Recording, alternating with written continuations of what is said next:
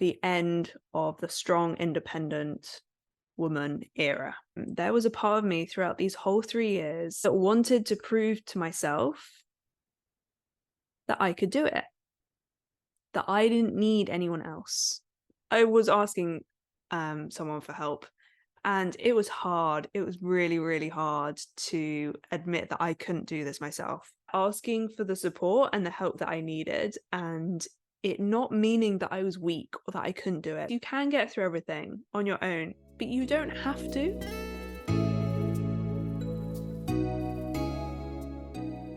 Hello, and welcome back to another episode of Fully Blooming. Quick update, I'm in Turkey. If you listen to my last episode, you'll know that I unfortunately had a bit of an incident in Sri Lanka, and I said at the end of that episode, I didn't know where I was going to be in the next couple of days, and it really did happen very quickly. I went to the doctors on Thursday to get my dressings and wound bandages changed, and it didn't look how I was expecting it to. It looked still pretty bad. So I actually started to panic a little bit because I didn't really know what to do. Flights back to London were incredibly expensive. And I didn't actually want to go back to London. I didn't necessarily want to leave Sri Lanka either. And it was a really interesting process because I noticed that I started to panic. I noticed that I was, even when I was looking on Airbnb for lots of different places because I didn't want to stay in the hotel any longer, I found a beautiful place with its own little garden, and it was like a beautiful little sanctuary. And even though it looked amazing and everything, it was in a great location and whatnot, something just still didn't sit right. And what I've learned, because I've been doing this for quite a long time, I was forcing something that wasn't meant to happen, wasn't right for me. And my mind was going into complete overload to the point that I actually got back to the hotel after going to the hospital, and I was exhausted. I mean, of course, there was the exhaustion from seeing the wound, getting it cleaned and dressed, and the pain associated with that, which is not fun. But I got back to the hotel and I just passed out for an hour. And what happened as soon as I woke up was I need to make a decision because I've got this hotel for one more night. The hotel had very kindly offered me another night. But what was very clear was something needed to change. I knew I didn't want to stay there. And it almost felt that if I did stay in that hotel, I could have stayed there for another week, another 2 weeks, whatever. But something just wasn't sitting right, as I said. And it was like my soul was screaming at me something. But because I was so off in my head, because I was panicking, because I'd gone to the hospital and they're not the nicest places anyway because of the energy there and whatnot, even though it was all very clean, and I'm not digging the hospital at all, but I was just so up in my head. So I had this nap and I woke up and I went, right, what needs to change? What needs to happen? Because clearly Sri Lanka is giving me a sign that I'm not really meant to be here right now. Maybe I've got the lessons that I need, and I was really getting very frustrated with things. I was getting angry about little things that maybe I'll share about in a podcast at some point. But I shared a little bit about it last time, with this kind of feeling of shame and that it was my fault that this had happened to me. And if you hadn't listened to the previous episode, I got followed by a man. I went for a walk after breakfast, and a man followed me up a hill because I was going to look at the viewpoint, and it kind of kept his distance for quite a while. And then as I went to leave, he started to follow me right directly behind me. I tried to ask him to go in front of me, and at that point he suggests that I went a different way, and it was kind of like a shale rock hill, and whilst I was looking over this kind of, not cliff because it wasn't a big, but a drop, that was the moment he decided he wanted to steal my bag. Or maybe he decided before, I'm sure he had. He tried to take my bag. I screamed and swore at him and grabbed my bag back, which is very interesting what you do in those scenarios. And then when he realized he wasn't going to get my bag, he pushed me down that drop. So I was very cut up and all of that. So that is in the previous episode if you want to hear a little bit more about that. But it was just this very clear, for me, it was a very clear message, because some things just popped into my head as soon as it happened within the first half an hour as well. Just very clear, because obviously I was very much in my body because of the pain and I was in that fight or flight mode, and things were just popping into my head that were very, very clear of, this is what we need you to focus on right now. And by I'm saying kind of my spirit team, my guides, my angels, that I tune into and I listen to and I work with. And it was just fascinating, the whole process. But what it led me to was, you need to leave Sri Lanka. And I just couldn't see what the next option was. So I woke up from this nap and it just, Turkey just popped into my head.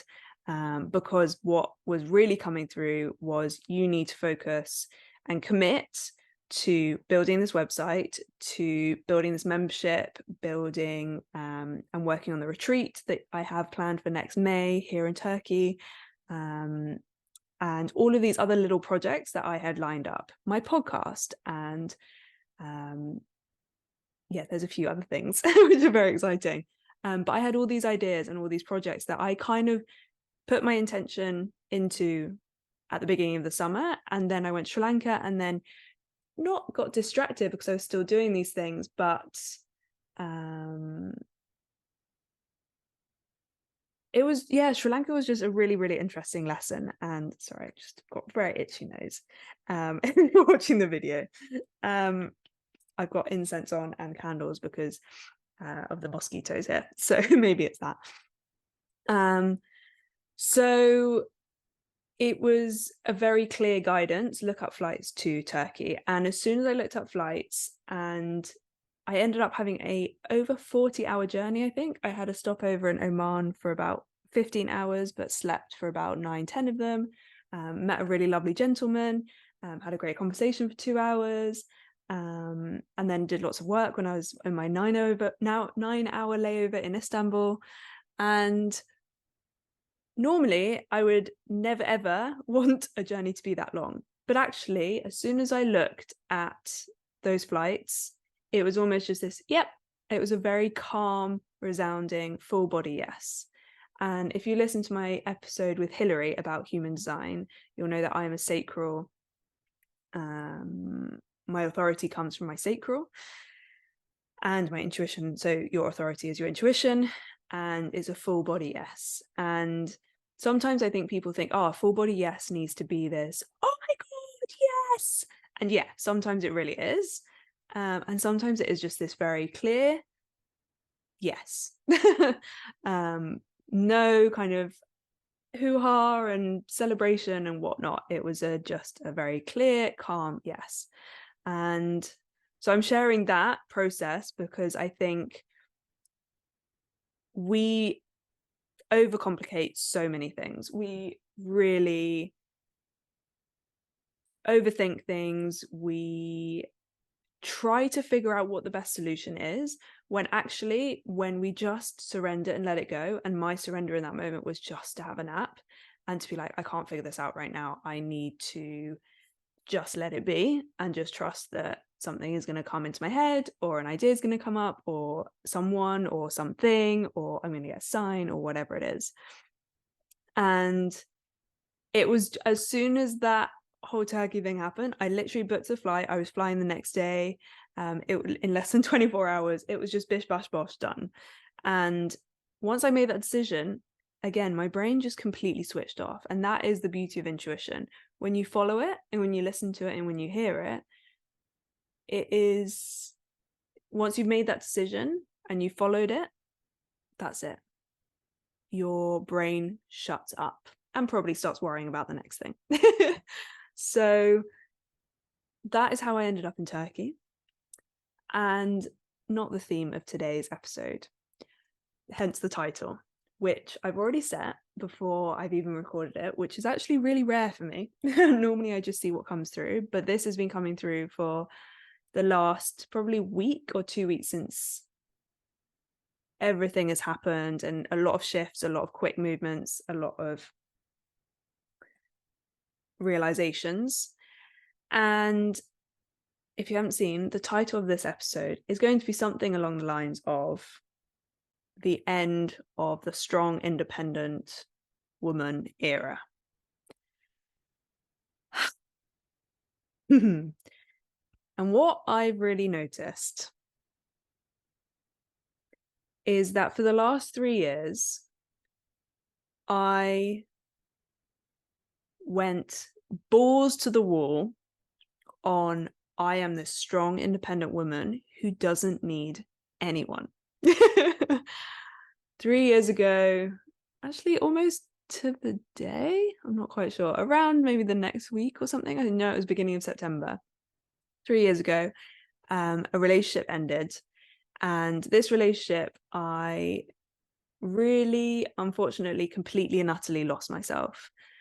It was, I describe it as, by the end of it, I was a shell of a person. I didn't know what my dreams were. I did, but I really suppressed them because I didn't necessarily fit into this box that I felt that I was expected to fit into. I didn't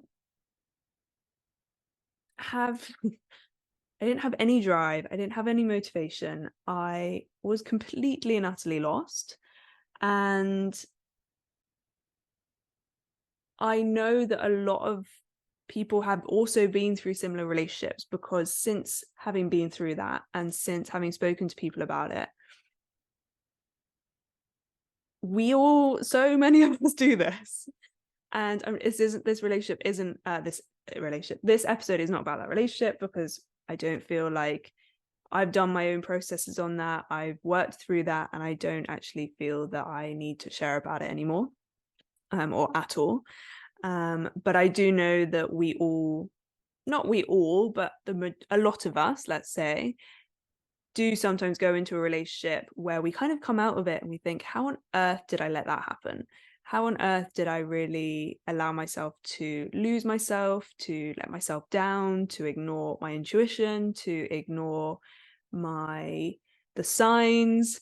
I literally got knocked out by a branch. You know, those cartoons where someone runs into a tree, or like a hanging thing. That was me. I ran into a hanging, like, horizontal branch. I didn't see it, and it knocked me straight in the forehead. Hence why headbutts and anything to do with my head, I know I'm being asked to wake up, but I ran straight into it and like fell completely flat on my back. Not even like a little tumble. It was just completely knocked out. So hence when I got hit in the head in Sri Lanka with a surfboard and I had to get stitches, I knew it was something. I knew I had to wake up. And where was I going with that? So yes, 3 years ago, from that moment, and to put it into context, I had basically been in relationships for the previous 9 years of my life. Was it 9 years? Yeah. But yeah, 9 years. And by that, I mean, I was in a relationship, it ended. A couple of months later, I met the next person that I was with. That ended. A couple of months later, I met the next person that I was with. And there really wasn't any time in between to sit down and figure out, who the hell am I? What do I want? Who am I without someone else? And hence I went on this, I am a strong, independent woman who is going to go after her dreams, go after everything that she's ever wanted, go and do everything that she feels like she wasn't able to do while she was in a relationship, or just really open herself up to who I wanted to be, what I wanted to create. And all of this has come from these 3 years. I am so grateful. I am in awe of my life over the last 3 years. To put it into context, I feel like I've said that already, to put it into context, but I spent 2.5 months in Turkey straight after that relationship ended. In that time, I got a job working remotely because I had no income at that time. I found a role in Switzerland as a ski instructor for that winter season. This was 2020-21, so that COVID year. I then spent the whole winter season and 6 months in Switzerland, in Stade. I went to Zermatt to do a ski exam. I didn't pass it, unfortunately, but it was an amazing experience. And then I went and lived in Mallorca. I booked a one-way flight and I spent 4 or 5 months in Mallorca.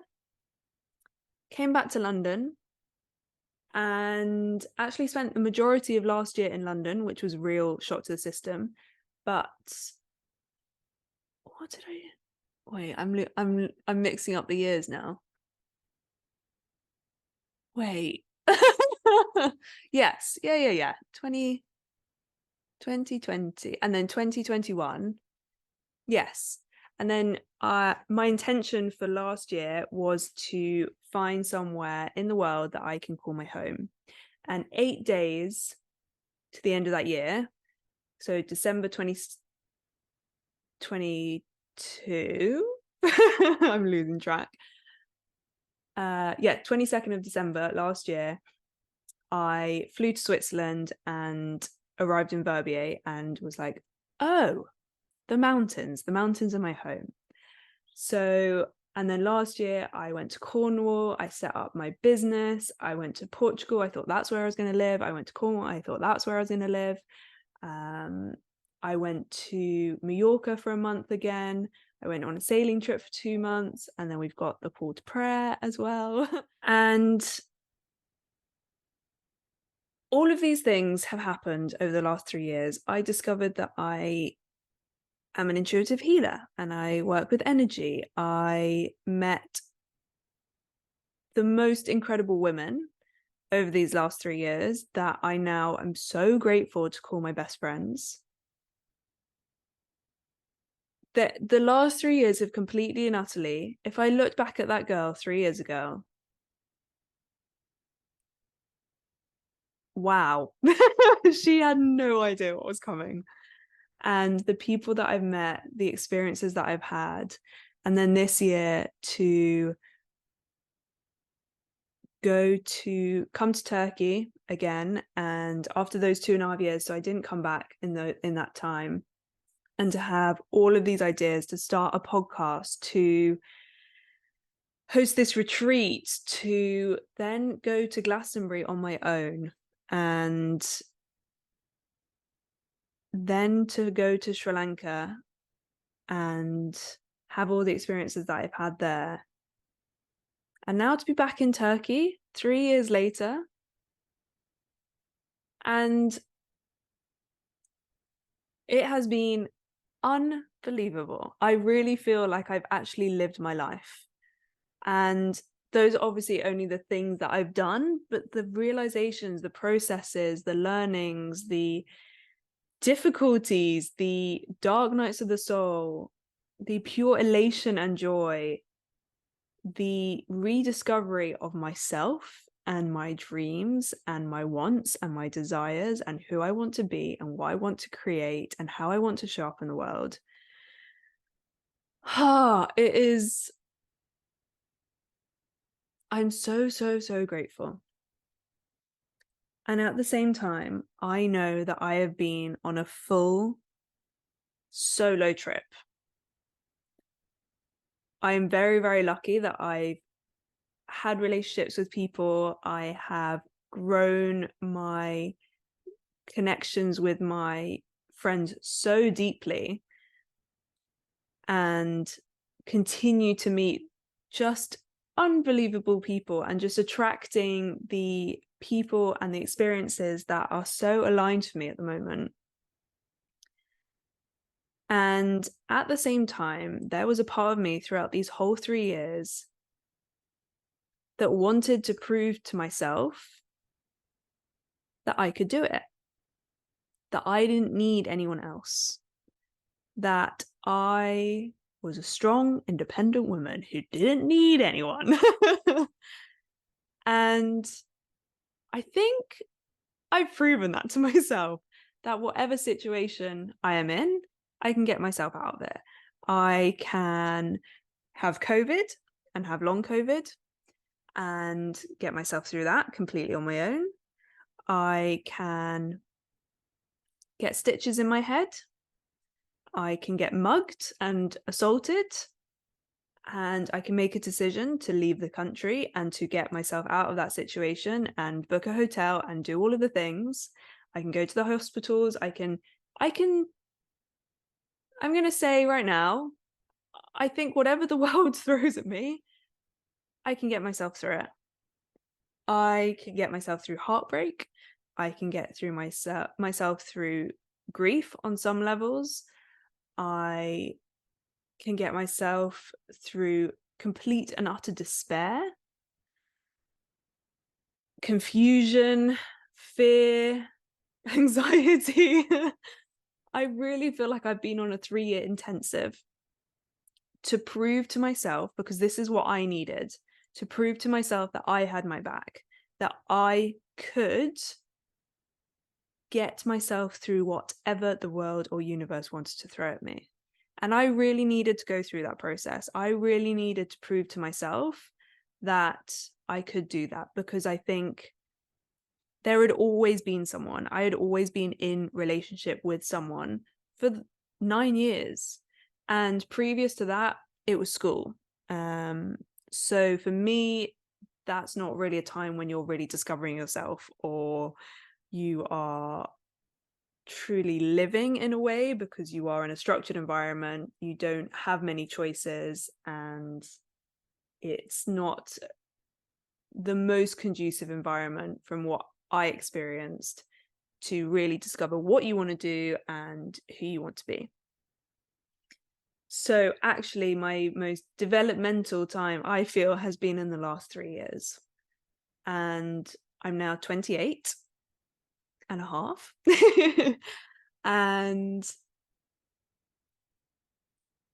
this strong, independent woman persona, whatever it is, over the last couple of months it's almost like it was peak as soon as like 3 years ago, and then over time it's just slowly started to like etch away, or be like cracked away or peeled away. Because for me, I think it was this utter,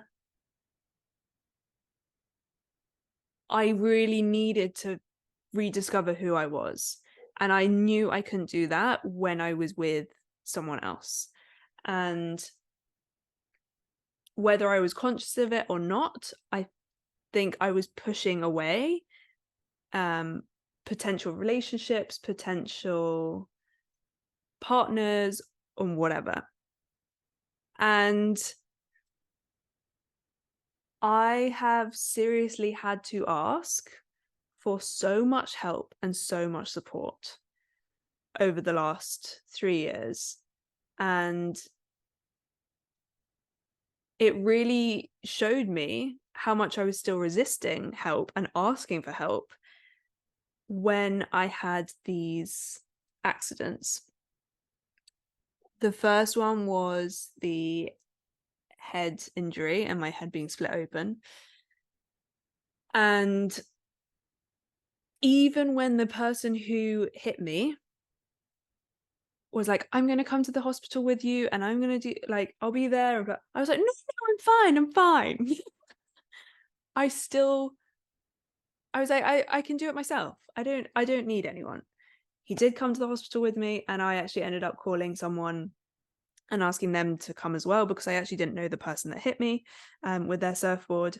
And I asked someone to come because I was like, I need someone who I know and who can be there for me in that moment.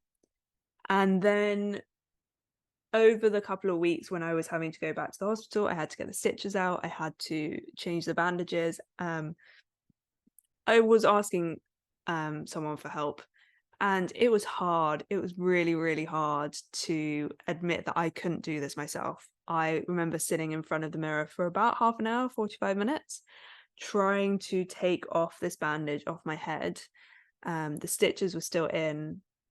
Yeah, they were still in, and the gauze had like stuck to the stitches, and I couldn't do it. I was crying, I was laughing. I think I actually recorded a video of myself trying to do it, because I just couldn't believe that I couldn't do this. And eventually someone came and they literally just like took it off in a few seconds. I was like, oh, okay. And then like getting the stitches out, I asked someone to come with me for that.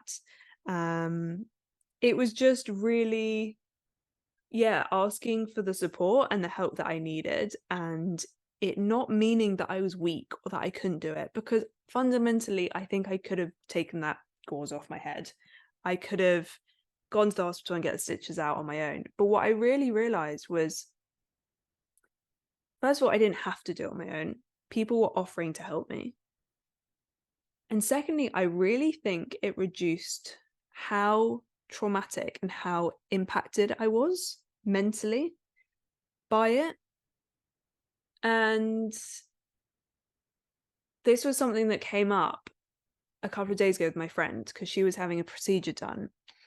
And she said exactly the same. She's like, oh, normally when I have this done, I'm really strong. And I just, everything's fine. I'm absolutely fine. And I can think back to certain things that I've had done over the last 3 years, including like having my coil removed, like just things that aren't comfortable, are a bit painful. And I would just sit there and I would just like hold my hands really tightly, and I just wouldn't say anything. I wouldn't move, I wouldn't exclaim, I would just, and people would say, oh, you're so brave. You're so brave. And it kind of gave me that little bit of a boost, being like, oh, I'm brave. I can do this on my own. I can get through anything. My pain threshold is really high. Blah, blah, blah, blah. Why is that a good thing, first of all? And what I realized with the stitches in my head, I'd never had stitches before, and so that was pretty terrifying, was that I was swearing.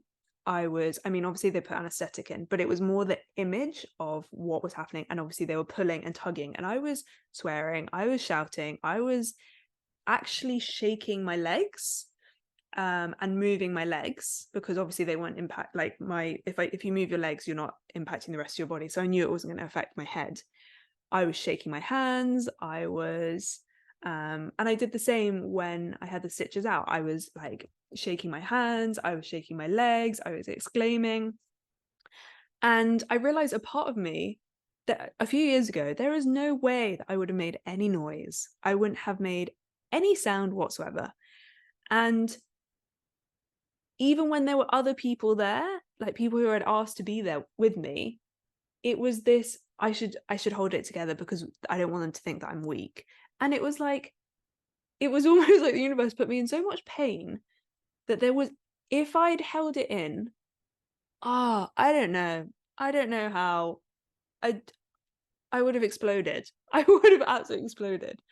And the same happened with when I was attacked, because the hospital that I went to, still grossed me out. They poured this clear liquid onto my wounds, and my wounds are basically holes and lacerations. And it fizzed. It fizzed, and I don't know what it was, but then the skin around it that it touched completely and utterly died. Like, I actually had scabs of where the skin had died, and they poured it over my hand as well, because I had lots of cuts on my hand and on my arm and my legs, and the skin on my hands completely and utterly died. So that's just to have that reference. I was screaming my head off, and I just did not care. I could not care less. And the same when I went for the next day, I went to Colombo, and then they had to cut the wound open again because it had healed, to check if it was fully clean and if there weren't any more rocks or things. And they put anesthetic in, and the anesthetic was horrendously painful. And I was screaming, I was shouting, I was screaming, I was exclaiming. I was shaking my arms. I was like, ugh. And I did not care if someone said, "Oh, you weren't very brave," or like, yeah, I just couldn't care less. I could not care less what people thought of me. I couldn't care less of if the people outside thought I was being over dramatic or oversensitive or whatever. I could not care less. And when I woke up in the night and I was in excruciating pain, I would scream into my pillow. And when they were changing the bandages again, and I would just scream and let whatever wanted to come out. And I know that has only come from learning how to express my emotions, and learning that actually your emotions are not a sign of weakness and not a sign of fear. And what I really noticed was that by having someone next to me after my head injury, and for someone to stay with me that night and to just be there when I started to panic and start to have flashbacks and the pain and etc., that really, I'm forever grateful for that experience, because I definitely could have got through that night on my own, no question, because you just do, when you're in these situations, you do just get through them. And it's that weird balance of knowing that I can do these things now, knowing that I can get through these situations, and also not having to. And just getting emotional. It's almost like I'm telling my body finally, yes, you can get through everything on your own, but you don't have to. And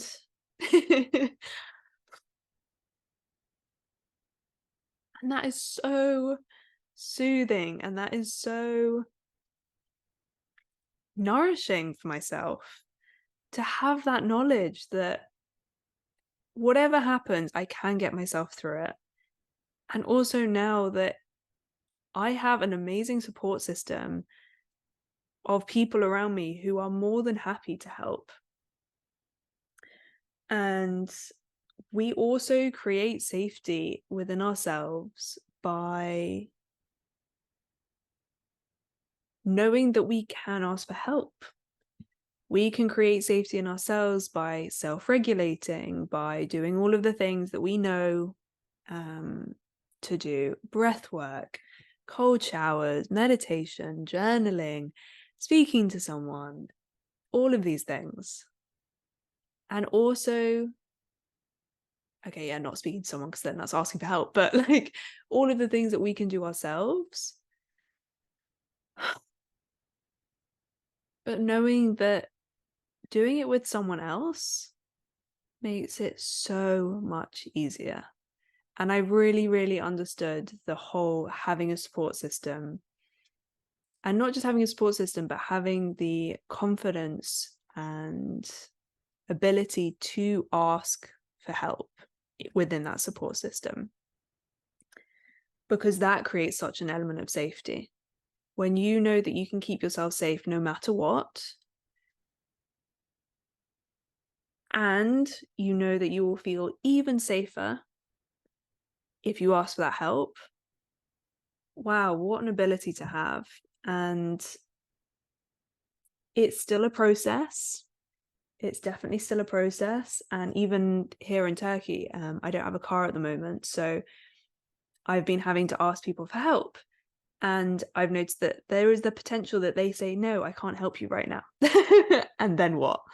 But I got a taxi to the veg and fruit market yesterday on Friday, because I wanted to, I love going there. It's just such an abundant, amazing place. And it's only once a week, and I had to get a taxi there. I then had to go to the chemist. I had to go to a physio appointment for my knee. And again, he actually did acupuncture on my wounds, which was interesting. And again, I just exclaimed. I didn't hold it in. And at the end of the day, it all comes back to that safety of, can I trust my intuition? Do I feel safe to follow my intuition? And if something doesn't feel right, to say something, to put in a boundary, to stand up for yourself. And again, for me, it just comes back to that intuition. If there is something that is a strong hell to the no, can you act on that? Can you say, no, I'm going to go a different way? Or if that's saying no to someone and not really understanding why, but just being like, hey, I'm not going to commit to this right now, or and doing it in that moment rather than dragging someone on, or saying yes to something and then having to say no to something, even though, because you're worried of hurting someone's feelings. There's so many different elements to this, but at the end of the day, creating that element of safety within yourself, that you can put in your boundaries, that you can look after yourself whatever happens, that you will get yourself into a safe situation whatever happens, that you will be able to express your emotions and be able to scream and verbalize and do whatever you can to keep yourself safe, to release that trauma from your body when it's literally happening to you in that moment. The safety in your support group, and knowing that you can call them and they're not going to judge you, or you're not going to feel judged. You're going to be seen, heard, appreciated, held, and they're going to see you exactly as you are right now, but also be able to connect to your higher vision, to your higher purpose. They're going to know that if you're going through a dark night of the soul, rather than looking at you and in that kind of victim mentality, they are going to see you as the vision of you that you are connecting with, that you are bringing into this world, that you are your higher self, right? They are also going to see that vision of you. They're not going to see you as broken. They're not going to see you as, they just know that this is a phase, that this is a process. And just having all of these things to create your own safety net.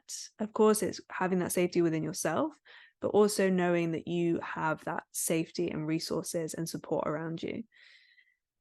And that's why I do the work that I do, because I know at the start of these spiritual journeys of kind of waking up to yourself, to a different version of yourself, to the version of yourself that is ridiculously joyful and loves life and is following their dreams and their purpose, it is really overwhelming at the start. And if you have been in an environment that isn't supportive to that, that's really, really hard. And that is why I do the work that I do, to hold the space, to guide you through it, so that you don't have to on your own, because we really, really don't.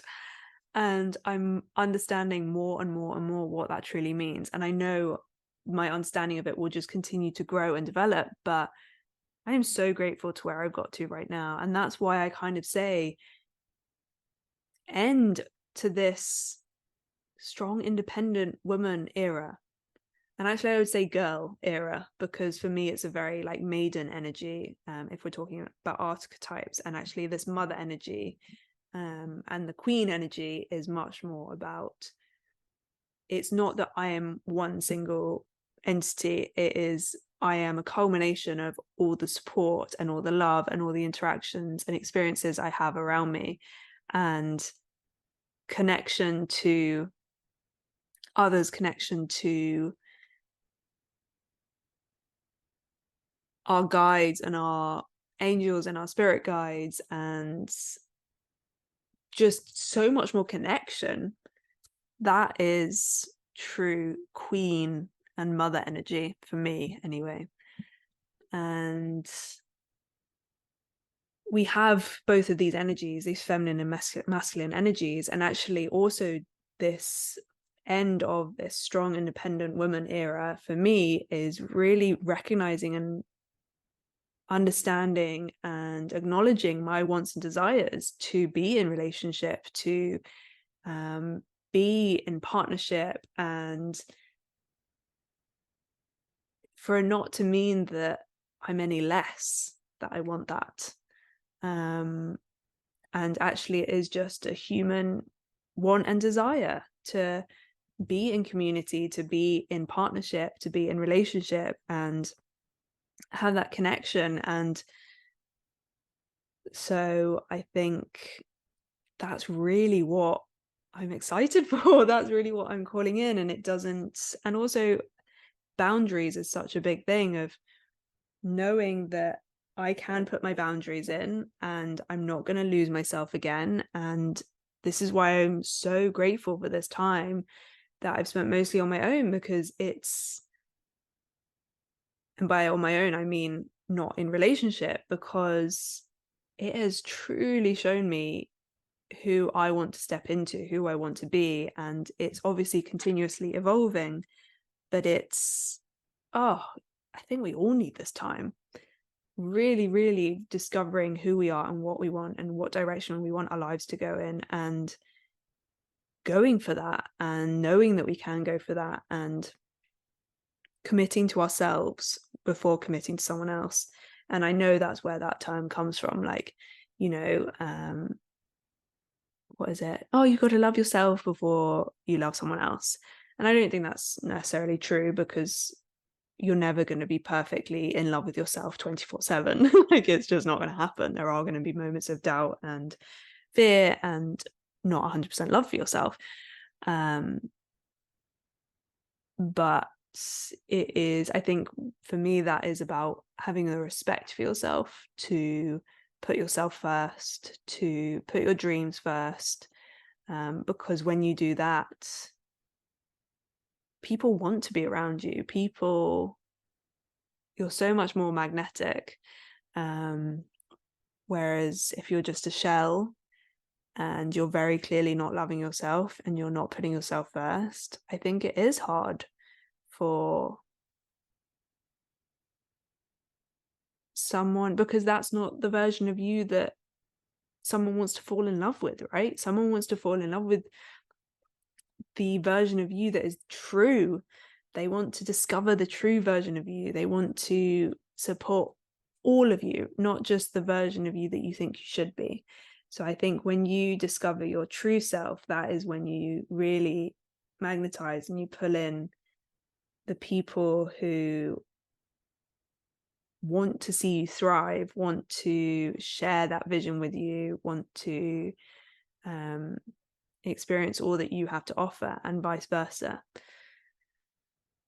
So yeah, this is my official statement. End of the strong, independent woman era. And I'm still strong and independent, but there is also other words that are coming in, and that does not need to be my main focus and identity. And yeah, I think I will round it off there, but just to say, express your emotions. If you're going through something traumatic, whether it's physically, mentally, emotionally, spiritually by expressing your emotions, screaming, moving your body however you want to, or is able to, your trauma from that situation, or your response to that trauma and the after effects of it, from my experience, are going to be severely limited. Not limited, minimized, because they're not going to be limited. You are still going to experience everything.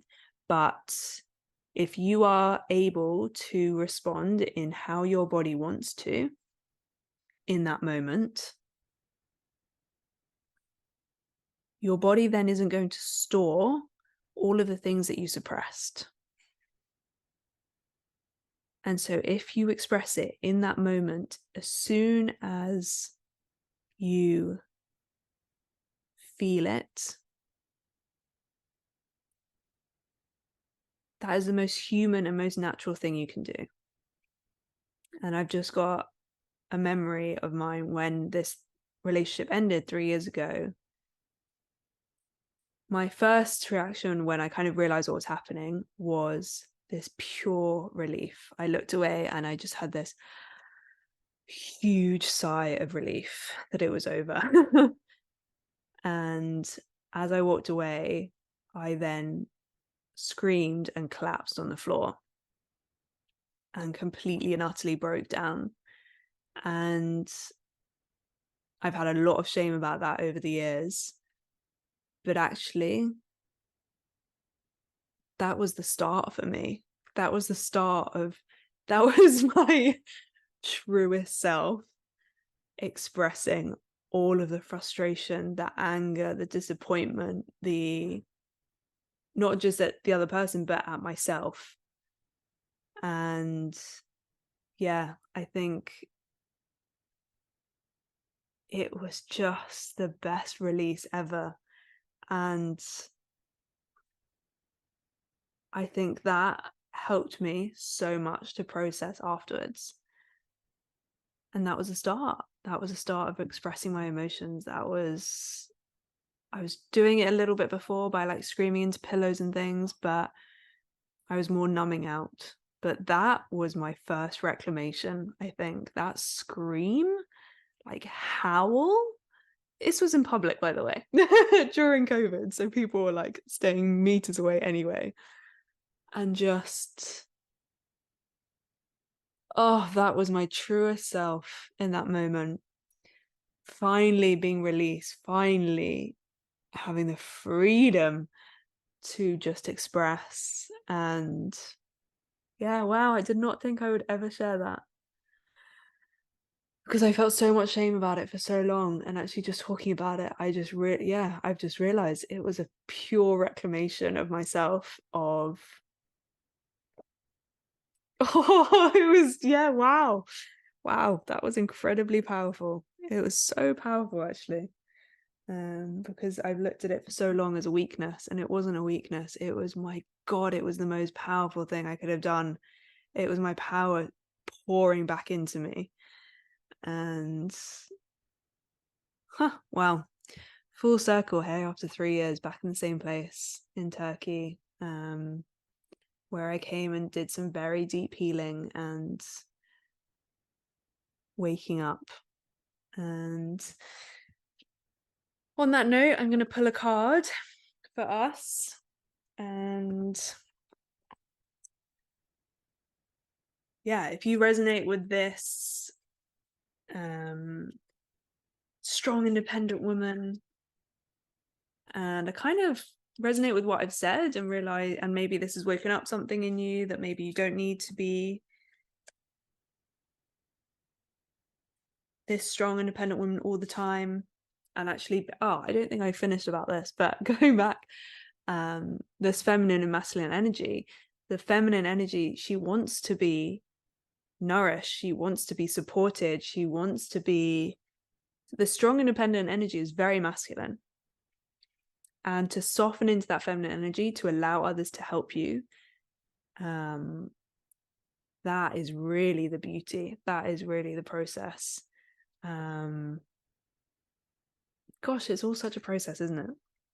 And there you go. This is the card. The Courageous Peony. Oh, wow.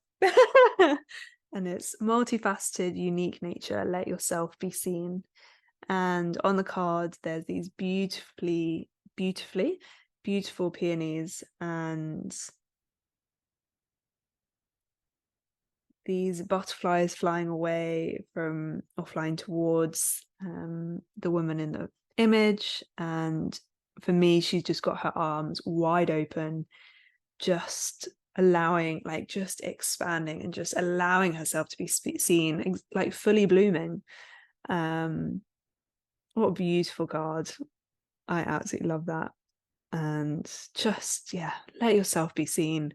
Let yourself be your true self, and not only let yourself be seen by others, but let you see yourself. Embrace all the parts of you, embrace every single aspect, because we are here to be fully us, to fully bloom into all that we're here to be, for all the petals to unravel, not just one of them. And for it to be messy, and for it to be human, so human. I think we've really lost that connection of what it truly means to be human. And yeah, so if you're watching the video, that is the beautiful card. Oh, what a card. And I will post what the book says below. But yeah, I think the main message is rediscover yourself and let all of yourself be seen by yourself, because that's the biggest honor that we can give ourselves, and that is the biggest gift we can give ourselves. And it's out of a manner of respect, it's out of a manner of love for ourselves. It's simply needed right now in this world at the moment as well. And be you, express yourself, express every aspect of yourself, scream into a pillow, let all of it out, and laugh at yourself and cry and dance however you want to. And don't let anyone stop you. Don't let anyone's judgments or what you think they're going to think let you stop you. Because when life is lived, my God, there's so much more to it. There really is. And if we stay open to that, your world completely and utterly expands, as it has done for me for the last 3 years, and long may it continue. And on that note, I'm going to kill a mosquito. I don't kill anything else, but mosquitoes I'm not a fan of. Anyway, sending you so much love. Take a deep breath, let this episode just sink in, try not to run into the next thing, and yeah, whatever lands. And on 2020, on the 2nd of September, 2020 being the time, I will end it there. Sending you so much love, and see you at the next episode. Thank you so much for watching another episode of Fully Blooming. If you're feeling inspired and motivated, please share with anyone you think may benefit from this video, and comment below if you have any ideas, suggestions or comments about future episodes that you'd like to know about. Thank you so much for your support, and see you at the next episode.